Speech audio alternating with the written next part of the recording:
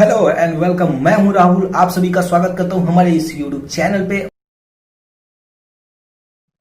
हाँ, तो zero to hero के इस सीरीज में आप सभी का फिर से मैं स्वागत करता हूं। और यहाँ पे हम लोग जो आज जानने वाले हैं वो है addition, subtraction, division, multiplication.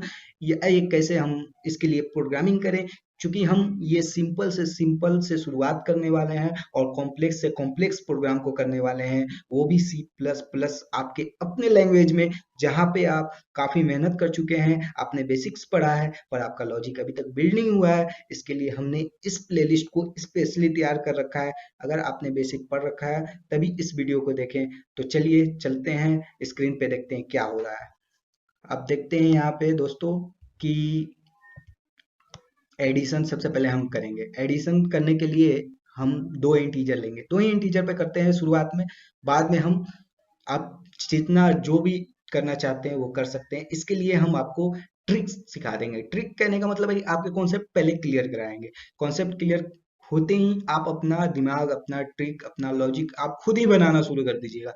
Simple है, आपको ये सब पता ही है, बेसिक्स आपने पढ़ा है तो कि इंक्लूड, आईओ स्ट्रीम ये सब क्या है, इंट मेन वगैरह क्या है। फिर भी हम आपको थोड़ी सी एक इसमें जानकारी देना चाहेंगे कि हम शुरुआती जो भी हम शुरुआत के जो प्रोग्राम करने वाले हैं, हम उसमें फंक्शन अभी नहीं यूज करने वाले हैं। यहाँ पे सिंपल हम इंट मेन में हम प्रोग्रामिंग करने वाले हैं। फिर इसी वीडियो में हम आपको फंक्शन यूज करके भी बताएंगे। ठीक है, तो चलिए शुरू करते हैं। तो सिंपल है, हम एडिशन करेंगे टू इंटीजर की। तो टू इंटीजर की एडिशन करने के लिए हमें दो इंटीजर चाहिए होगा, ए एंड बी। सिंपल। अगर हम ये एडिशन करेंगे तो कहीं इसको स्टोर भी तो करेंगे, वो भी इंटीजर होनी चाहिए। अगर हम इंटीजर का एडिशन कर रहे हैं, अगर हम फ्लोट का एडिशन कर रहे हैं तो हमें फ्लोट एक जगह होनी चाहिए जहां पे हम स्टोर करेंगे उसको। तो सिंपल है, हम एक सम नाम का एक जगह बनाएंगे, वेरिएबल जो आपने पढ़ा ही होगा बेसिक में, वो बना दिए। और ये तीनों का अगर हम इंटीजर डेटा टाइप दे देंगे तो इससे हमें इंटीजर एडिशन कर सकते हैं और इंटीजर वैल्यू सेव कर सकते हैं। सिंपल है, हम सबसे पहले कंसोल पे यहाँ पे हम एक मैसेज डालेंगे, inter first. Inter first number कर देते हैं यहाँ पे। इससे पता चल जाएगा कि हमें पहला नंबर चाहिए। इसके लिए हमने सी इन सिंपल स्कैन करने के लिए किया है, जो हम सी में स्कैनएफ लगाते थे वही सी इन यहाँ करेंगे। और सबसे पहले हम यहाँ पे ए पे सेव कर दिए, ठीक है। और सिंपली यही चीज हम दोबारा करते हैं यहाँ पे बी के लिए, जिसमें सेकंड नंबर हमें चाहिए होगा। और इसको थोड़ा अच्छा देखने के लिए इसको पीछे करता हूँ और यहाँ पे हम लिख देते हैं सेकंड। और यहाँ पे हम सीन बी में कर दिए, ठीक है। अब यहाँ पे हमारा जो इक्वेशन बनेगा, मैथमेटिकल इक्वेशन बनेगा, वो होगा sum is equal to a plus b. और ये सेमीकोलन, मतलब स्टेटमेंट खत्म हो गई यहीं पे। तो यहाँ पे आप ध्यान से देखिए, ये चीज आपको बचपन में ए प्लस बी में सिखाया जाता हो था। आप देखें, आप बचपन की बातें याद कर सकते हैं कि वहां पे हमें टीचर देते थे कि 2 + 3 कितना हुआ, 5। तो सिंपल वही चीज है, यहाँ हम वेरिएबल रख रहे हैं क्योंकि हर बार हमारा वैल्यू चेंज होगा। तो यहाँ पे हम ए रखें और बी रखें, और यहाँ बीच में जो प्लस साइन है इसको हम ऑपरेटर बोलते हैं, जो आप बेसिक में पढ़े होंगे। तो ऑपरेटर यहाँ ये इन दोनों को ऐड कर रहा है और सम में इसको असाइन कर दे रहा है। वैल्यू सम में असाइन हो गई, सेमीकोलन से स्टेटमेंट एंड हो गया। अब हमारा रिजल्ट आउटपुट जो सेव करना है, यहाँ पे सिंपल एडिशन लिख सकते हैं या रिजल्ट हम लिखेंगे। रिजल्ट जो हमारा आएगा एडिशन आएगा, बिल्कुल। लेकिन वो एडिशन क्या आएगा, वो एडिशन आएगा जो सम में सेव है। तो उस सम के सेव को हम यहाँ एक स्पेस देते हैं ताकि अच्छा लगे दिखने में। अब यहाँ हमारा हो गया, सम में जो चीज थी वो अब यहाँ से उठ के सीधा कंसोल पे चली जाएगी। और यहाँ देखते हैं, यहाँ एग्जीक्यूट करते हैं, कंपाइल एंड रन करते हैं। कंपाइलेशन प्रोसेस शुरू हो गई है और यहाँ पे कंपाइलेशन प्रोसेस खत्म भी हो गई। और यहाँ जीरो एरर, जीरो वार्निंग के साथ यहाँ पे हम फर्स्ट नंबर डाल दिए 2 एंड सेकंड नंबर डाल दिए 3, जो कि रिजल्ट हमारा 5 आ रहा है। एकदम सही है। बचपन से हम लोग करते आए हैं कि 2 + 3 5 होता ही है, और इस तरीके से हमारा लॉजिक भी सही है। अब चलते हैं, ये तो भाई एडिशन हो गई। सब्ट्रैक्शन कैसे करें, बहुत बड़ी चीज नहीं है, एकदम सिंपल सी चीज है। यहाँ पे माइनस हम कर देंगे, यहाँ जैसे ही माइनस किए अब वो सब्ट्रैक्शन के लिए काम करेगा। क्यों करेगा ये हम आपको बताते हैं। कंपाइलर को नहीं पता कि एसयूएम क्या है, सम क्या है, कंपाइलर को नहीं पता, लेकिन वो जानता है कि ये एक इंटीजर टाइप का वेरिएबल है जो कि इंटीजर वैल्यू को सेव करेगा।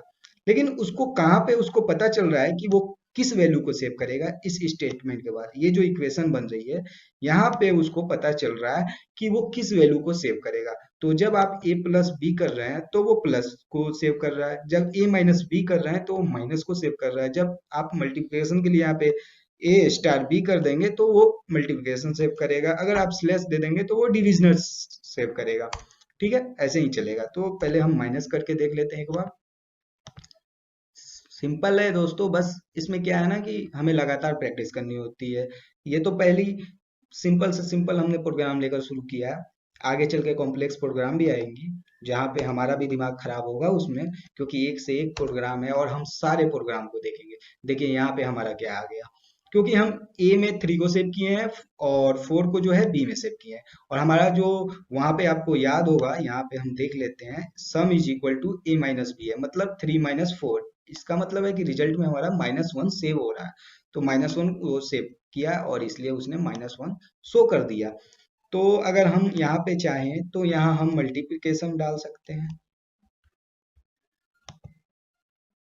मल्टीप्लिकेशन करते हैं और यहाँ पे हम चाहते हैं कि 5 को 2 से मल्टीप्लाई करके बता दें। सिंपल, आ गया हमारा आंसर। और इस तरीके से हमने मल्टीप्लिकेशन कर दिया। इसी तरीके से आप डिवीजन कर सकते हैं और आगे आप जो भी इसमें इक्वेशन में डालिएगा वो होता जाएगा जैसे हम चाहें। तो हम चाहते हैं कि ए और बी को प्लस कर दे, फिर क्या करें कि जब ए और बी को प्लस कर दे, सबसे पहले प्लस करें इसलिए हम इसको एक पैरेंथेसिस में डाल दिए। उसके बाद क्या करें कि ए की जो वैल्यू है उससे वो मल्टीप्लाई कर दे, ये भी एक इक्वेशन हमने बना दिया। तो यहाँ पे क्या करेगा कि वो जैसे यहाँ देखते हैं रन करके कि ये करेगा क्या, ए और बी को पहले प्लस करेगा क्योंकि वो पहले पैरेंथेसिस में था, और उसके बाद क्या है कि ए की वैल्यू से उस रिजल्ट को वो मल्टीप्लाई करने वाला है। तो देखते हैं ये कैसे होता है। ए में हमने 4 को सेव किया, बी में हमने 5 को सेव किया, 4 और 5 9 हुए, इसको प्लस किया, और ए 4 है तो 4 से 9 को मल्टीप्लाई कर दिया, जिसका मतलब हो गया 36। हमारा आंसर रिजल्ट एकदम सही है। यही होता है कि हम अभी तो सिंपल सिंपल मैथमेटिकल इक्वेशन को यहाँ पे इंपुट कर रहे हैं, हमारा हो जा रहा है आसानी से, फिर आगे चल के हम कॉम्प्लेक्स मैथमेटिकल इक्वेशंस को भी करेंगे। सिंपल सी बात है। अब इसको हम फंक्शन के थ्रू करके देखते हैं कि फंक्शन कैसे यूज करते हैं। तो एकदम सिंपल सा एक वाइड टाइप का फंक्शन हम ले लेते हैं, रिजल्ट जो शो करे, इसलिए हम इसका नाम रिजल्ट दे देते हैं।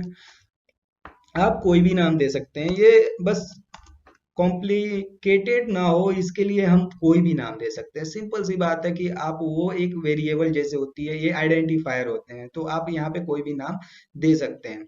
तो रिजल्ट हमने यहाँ पे नाम रखा है और सारा का सारा ये जो कोड है हमने यहाँ से कट किया और यहाँ पेस्ट कर दिया। ठीक है, अब हम जो ये रिजल्ट का बना रहे हैं, अब मान लीजिए यहाँ पे इक्वेशन आप बदलना चाहते हैं, कोई नहीं, हम इक्वेशन भी बदल के देखेंगे और इस इक्वेशन पे भी देखेंगे। तो हमारा ये जो फंक्शन है, आखिर इस फंक्शन के बनाने का मकसद क्या है। तो आपने बेसिक्स में पढ़ा भी होगा कि फंक्शन वो चीज होती है जहाँ पे जिसकी वजह से हमारा जो कोड लिखने की बार बार जो प्रॉब्लम होती है वो खत्म हो जाती है। अब ये जो हमारा कोड बन गया, जो हमारा ये जो लॉजिक बन गया, ये यहाँ जो हमारे इस वॉइड रिजल्ट के पास जो लॉजिक है, इस लॉजिक को जब कभी भी हमको काम पड़ेगा तो उसके लिए हम क्या करेंगे, सिंपल ये जो रिजल्ट फंक्शन है इसको हम कॉल कर देंगे। तो हमें बार बार उस लॉजिक वाले कोड को लिखने की कोई आवश्यकता नहीं होगी। यहाँ पे फिर से हम कर देते हैं रिजल्ट, और इस तरीके से उसके पास 2 बार ये कोड चलेगा। इसी तरह इसको हम फॉर लूप में चला सकते हैं, व्हाइल लूप में चला सकते हैं, किसी भी लूप में चला सकते हैं। उससे क्या होगा कि आप जितनी बार इस कोड को रन कराना चाहें उतनी बार ये कोड रन होगा। सिंपल है, यहाँ पे एग्जीक्यूट करके देखते हैं कि क्या ये 2 बार चल रहा है या नहीं चला। हाँ, इससे पहले यहाँ पे हम एक इंड एल डाल देते हैं ताकि एक बार चल जाए तो उसके बाद लाइन को बदल दें। इससे क्या होगा कि थोड़ी सी अच्छी तरीके से आपको आउटपुट दिखेगी। आइए देखते हैं, यहाँ पे आ गया हमारा ये 4, ए में हमने 4 सेव किया, बी में हमने 5 सेव किया, ये आ गया 36 जो हमारा पहले चल भी रहा था। उसके अलावा हमने फिर से देखा, फिर ये मांगना शुरू कर दिया, फर्स्ट 6 और यहाँ पे 2 हमने दे दिया। यहाँ पे क्या हुआ, 6 और 2 हमारे इक्वेशन के अनुसार 6 + 2 8 कर दिया और फिर 8 को 6 से मल्टीप्लाई कर दिया जैसे हमने इक्वेशन में रखा है, सिंपल वैसे ही किया है और इस तरीके से हमारा फंक्शन हो गया। और इस जो फंक्शन की एरिया है इसको हम बोलते हैं फंक्शन डिफिनीशन, जहाँ पे फंक्शन के बारे में क्या उस फंक्शन का एम है, क्या उस फंक्शन से काम करना है, इसको हम बोलते हैं फंक्शन डेफिनेशन। यहाँ पे हम फंक्शन को कॉल करते हैं, इसको फंक्शन कॉलिंग बोलते हैं सिंपली। एक नाम आपने सुना होगा कि फंक्शन प्रोटोटाइप।